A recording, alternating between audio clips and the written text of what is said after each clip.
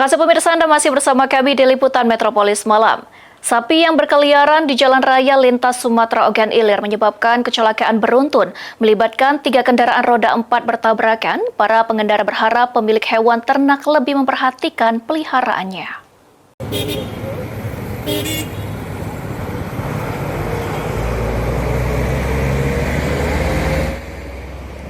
Sapi yang setiap hari berkeliaran di Jalan Raya Indralaya menyebabkan kecelakaan yang melibatkan 3 kendaraan roda 4.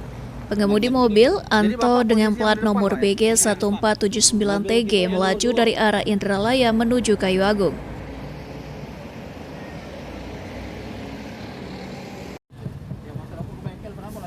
Saat melintas di kilometer 34 Jalan Lintas Indralaya, pengemudi sontak menginjak rem kendaraannya karena ada sapi yang tiba-tiba menyeberangi jalan.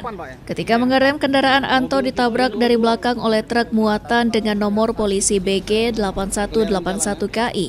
Saya sebagai supir juga dari sini kalau sapi itu sering lewat.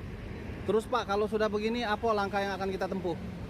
Mungkin untuk Menurut Anto, terdapat satu lagi kendaraan truk yang menabrak dari belakang sehingga ada 3 kendaraan yang terlibat kecelakaan. Kalau saya sebagai supir juga dari sini kalau sapi itu sering lewat.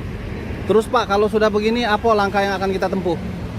Mungkin untuk terhadap pemilik sapinya Pak? Ya harapan kami ke depan sapinya tolong diamankan. Tolong diamankan, Ya. jangan diliarkan lagi lah. Iya. Minta tolong. Kita tolong. Jangan Hal yang sama dikemukakan pengemudi truk bernama Maulana. Dirinya mengaku sering melihat gerombolan sapi berkeliaran di jalanan Indralaya.